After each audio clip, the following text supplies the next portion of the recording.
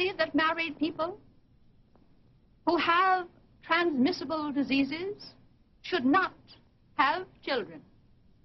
No couple who has the disease of feeble-mindedness or insanity or epilepsy should have children.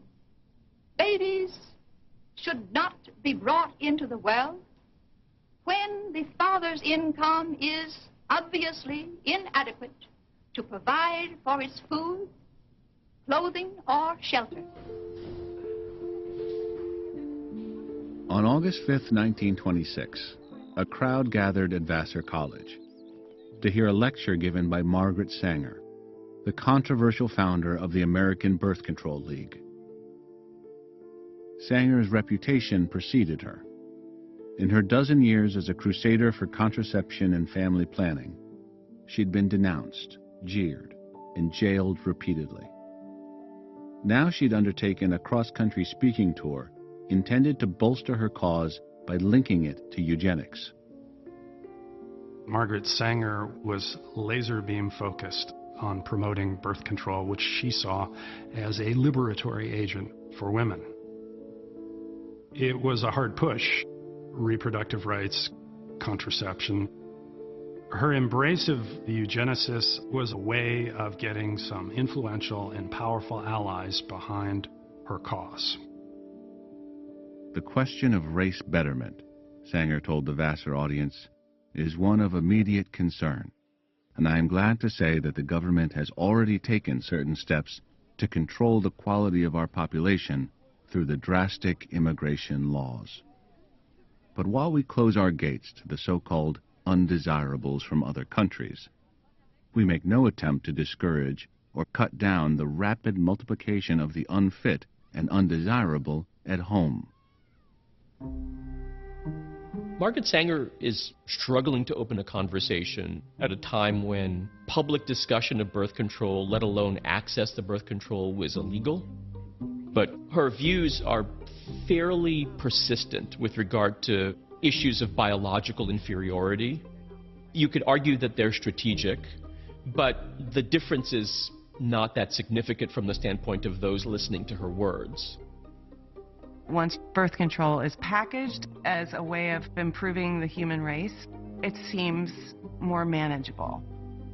And there are a lot of people that were on the fence that she convinced to embrace birth control because of its eugenic potential. It was being labeled a birth control activist that was truly controversial. Being a eugenicist was far more acceptable. In September 1924, at the Virginia Colony for the Epileptic and Feeble-Minded, the colony's board of directors met to discuss the case of patient 1692, a 17-year-old named Carrie Buck. She'd been admitted to the colony several months before at the request of her foster parents, who claimed that they could no longer control or care for her. Carrie Buck had been raised by a foster family, not a nice family. She is rented out to other people in the community to do house cleaning, and she's pulled out of school after 5th grade, even though she's doing very well and is a perfectly good student. Then a nephew of her foster mother rapes her, and she gets pregnant, and they want to get rid of her. By the time her daughter was born, the state had labeled Buck morally delinquent for having given birth out of wedlock, diagnosed her a middle-grade moron, and confined her to the colony. Sexual delinquent, sexually immoral. These terms are intentionally vague. Immoral tendency could be that a woman had been sexually abused. It could mean she was going out late at night. It could mean she's a prostitute. If you're morally deficient, that's evidence that you're mentally deficient, and vice versa. So the state needs to intervene. The question before the colony's board of directors now was whether or not to sterilize Carrie Buck. She lands at the Colony for Epileptics and Feeble-Minded right when Virginia has passed a eugenic sterilization law, And the lawyer for the state hospitals really wants there to be a test before sterilizations occur.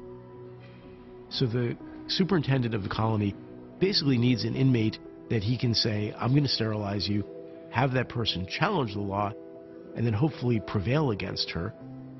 So he's looking for someone, and Carrie Buck checks a lot of boxes.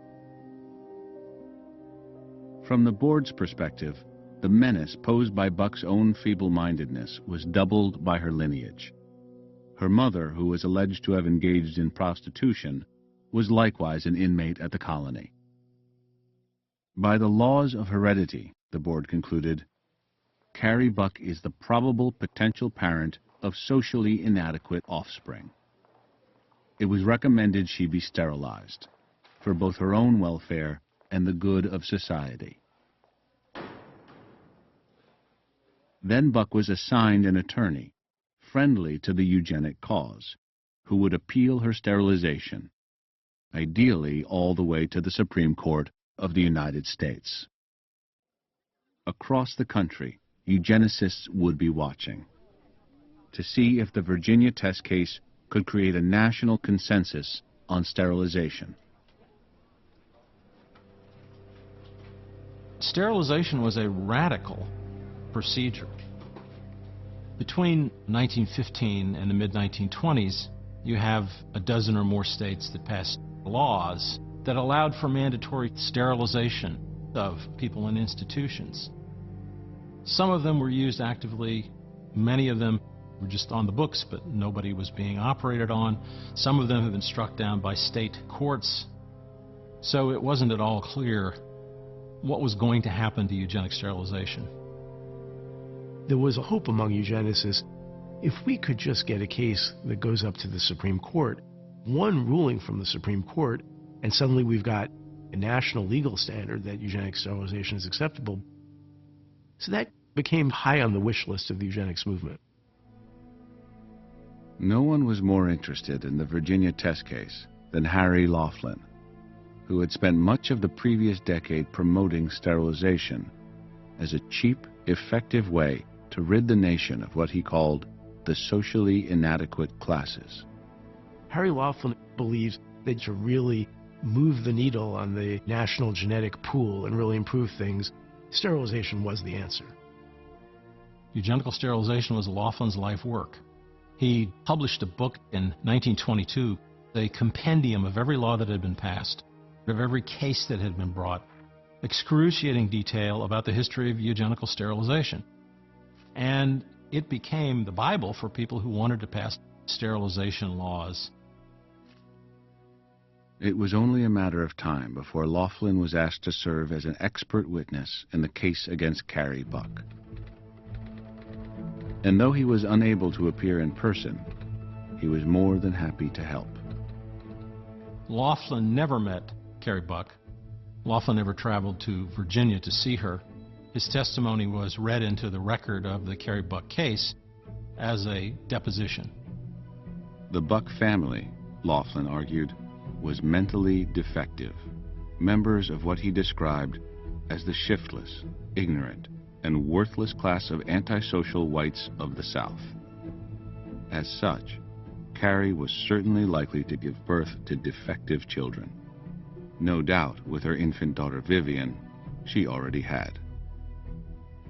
Laughlin's testimony proved persuasive. As the eugenicists hoped, first the county judge, then the state Supreme Court, upheld Virginia's sterilization law. The next and final ruling would come from the Supreme Court of the United States. Poor Carrie Buck. There's no weaker person, perhaps, who's ever come before the Supreme Court. She is poor, and she is alone, and her mother is an inmate, and she has a lawyer that's been chosen by her enemies to not represent her. And she's asking the font of justice in our society, don't let them forcibly operate on me so I can't have children. And they say, go ahead, sterilize her. In May 1927, the court's majority opinion was rendered by the Venerable Oliver Wendell Holmes, who at 86 was widely regarded as America's most brilliant legal mind. "It is better for all the world," Holmes wrote, "if instead of waiting to execute degenerate offspring for crime, or to let them starve for their imbecility, society can prevent those who are manifestly unfit from continuing their kind. 3 generations of imbeciles are enough." Justice Holmes says if she is allowed to reproduce, or if the Carrie Bucks of the world in general are allowed to reproduce, this will be deleterious to American society. And so therefore the government has the authority to step in and, in pursuit of the greater public good, to suppress her individual right to reproduce.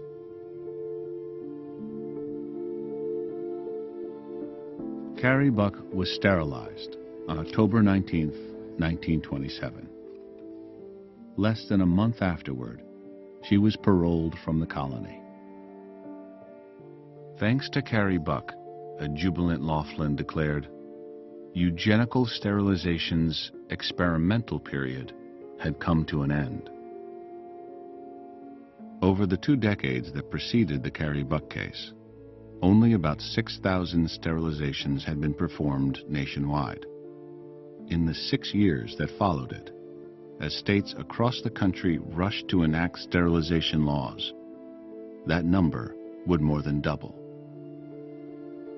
If you look back at all the sterilization laws passed, the easiest way to sum up who their targets were is round up the usual suspects. You are generally going to be dealing with poor people, people who are part of a disfavored minority, people who were on private charity or public welfare, people who had disabilities, mental or physical, and people who were generally considered somehow on the margins of society. In July 1933, in Germany, Adolf Hitler came to power and immediately enshrined eugenics in state policy, with a law that mandated the sterilization of men and women suffering from any one of 9 presumably heritable conditions. It had been based on a model law written by Harry Laughlin. Before Hitler, there was a German eugenics movement, but it did not have a sterilization law. The sterilization law was ultimately enacted with the inspiration of what American states had been doing. Ist die amerikanische Familie Kallikak. Die Nachkommen des Leutnants Kallikak. Harry Laughlin is corresponding with German scientists all along and encouraging them. He's proud of the fact that when the Nazis adopt eugenic sterilization law, it's strongly modeled on his own law. The United States has the reputation of being on the forefront of scientific endeavor. When Adolf Hitler was in prison, he read Madison Grant's The Passing of the Great Race, wrote Madison Grant a fan letter saying, "This book is my Bible." And when he wrote Mein Kampf, his autobiography, he said, "We, Germans, must emulate what the Americans are doing."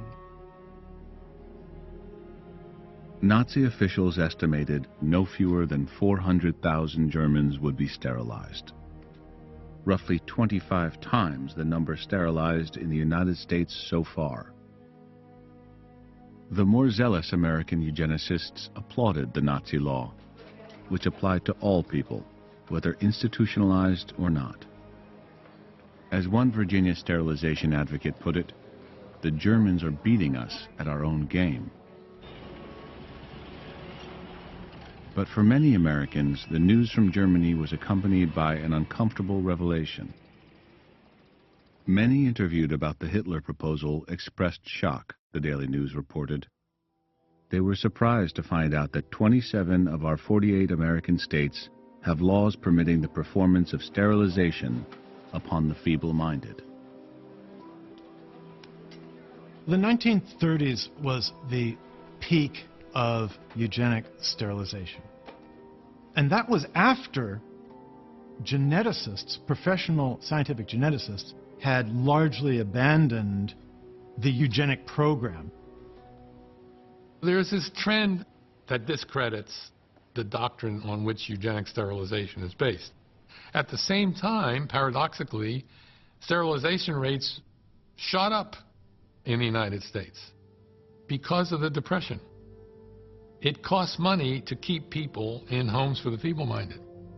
So if you want to reduce the cost of keeping people, you sterilize them. And that's what happened.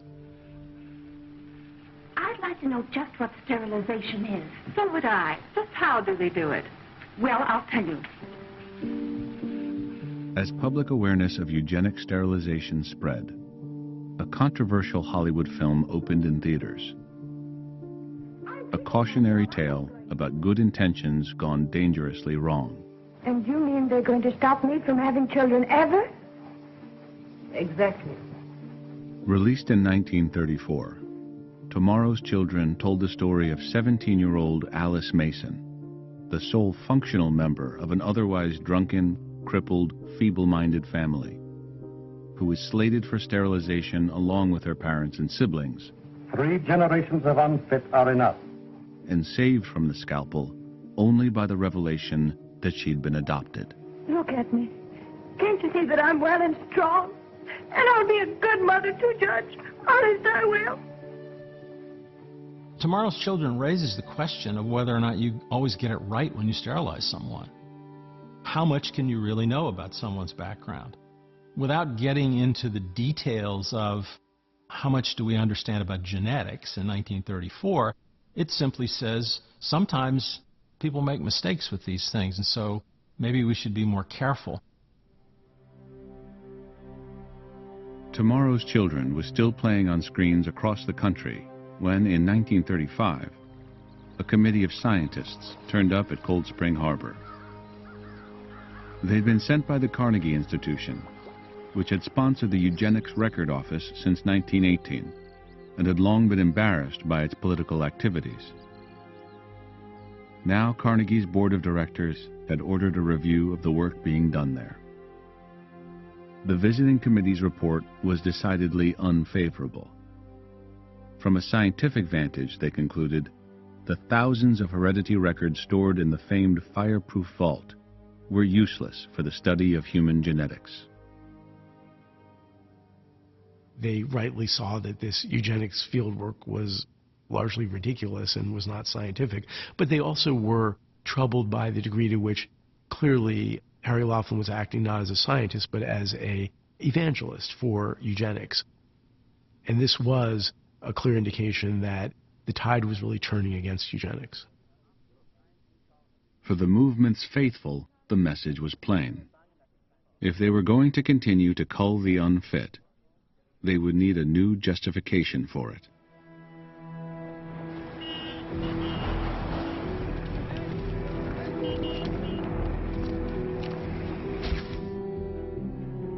From the moment the case of the sterilized heiress first hit the news, in January 1936, Americans were enthralled by it. First, there was the girl, Ann Cooper Hewitt, a San Francisco socialite who stood to inherit 2/3 of her late father's vast estate, and her shocking claim that her mother had had her sterilized to gain control of that inheritance.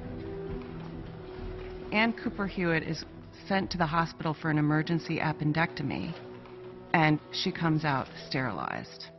And when she discovers it, she is understandably horrified, and she sues both her mother and the 2 surgeons. She claims that her mother has done it because her father's will stipulates that if Anne should die childless, the inheritance would go to her mother. Equally intriguing was the claim of the mother, Marion, that her daughter Anne was feeble-minded, a diagnosis based on an intelligence test she'd been given just hours before her sterilization. Anne says that she's writhing in pain, and then a woman walks in the room, and the woman starts asking her all these questions.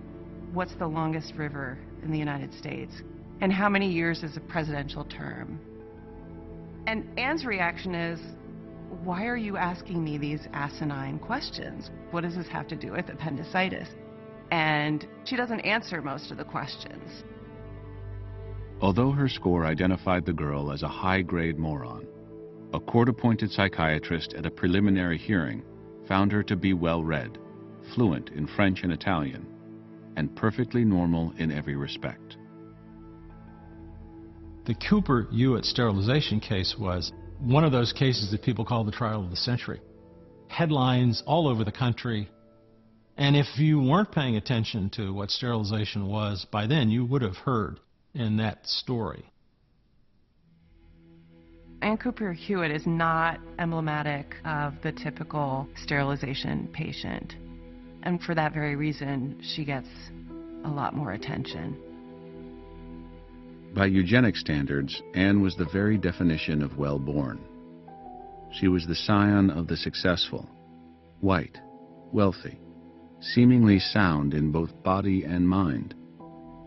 On what grounds, then, those following the case may well have wondered, could her sterilization possibly be justified? Attorney I.M. Golden, who represented the surgeons named in the suit, wondered much the same, and he decided to solicit the opinion of an expert. In May 1936, he composed a letter to one of California's leading eugenicists, Paul Popenoe, and laid out for him the details of the case. Among them, the reasons Marion Cooper Hewitt had given for wanting her daughter sterilized. Marion makes 3 charges about her daughter's behavior that she sees as indicative of someone who is mentally defective. The first is that she becomes infatuated with a chauffeur. The second is that she is infatuated with men in uniform. And then finally, that she has plans to run off with a Negro porter on a train. These are not people that probably Marion believed her daughter should be associating with. Not somebody she should have children with. In your opinion, Golden asked Popenoe, was it proper to sterilize her as a matter of medical and scientific procedure? Paul Popenoe long had been a proponent of eugenic sterilization. But the argument that an immoral, oversexed girl would pass on those traits genetically could no longer plausibly be made. So Popenoe offered another rationale, one that had been recently formulated and recommended by the American Eugenics Society. Heredity, Popenoe told Golden, is not particularly the issue in this case. But I suppose we should all answer negatively the question whether a young woman such as you describe would be a desirable mother. In the 30s, the eugenic rationale for sterilization begins to morph into a kind of more generalized understanding that this person isn't fit to be a parent. That turns the whole argument about eugenics on its head, because the determining question was not, will she spread her genetic defect, but will she make a desirable mother? When the trial of the 2 surgeons got underway in San Francisco, Anne's questionable capacity to mother was the centerpiece of the defense.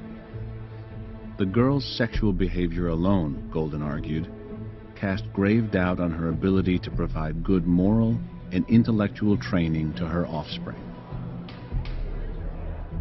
In the end, the argument had little effect on the judge, who, after 6 days of listening to testimony, abruptly called a halt to the proceedings and dismissed the case, on the grounds that sterilization was legal in California. But in the public mind, sterilization had been effectively recast as a preventative measure against inept parenting. This is not a story that happens in an institution. It's a story about a socialite. Nevertheless, the same themes of needing to sterilize people for their own good come up. Forget about heredity. These people will be unable to take care of their children, so the humane thing to do is not to let them have any. Eugenics simply becomes part of the machinery of how these state institutions function. Hereditary defect is no longer part of the conversation, and it's simply a question of a state attempting to use all the tools available to limit the number of people who are seen to be a social and economic burden.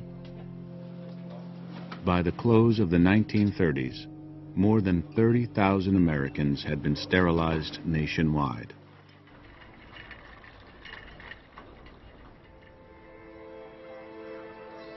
Surgical sterilization was thought to be too slow and too expensive to be used on a mass scale.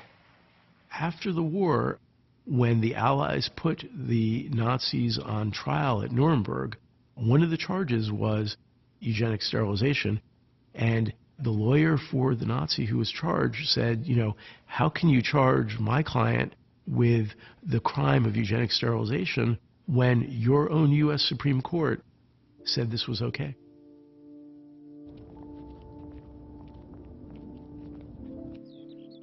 By the end of the 1940s, the eugenics movement had faded from the mainstream of American life. But the laws that had been passed in the name of eugenics would remain on the books for decades, barring some people from entering the country and others from marriage, and subjecting thousands to forced sterilization at the hands of the state. By the time such practices finally came to an end in the 1970s, the total number of sterilized Americans would exceed 60,000.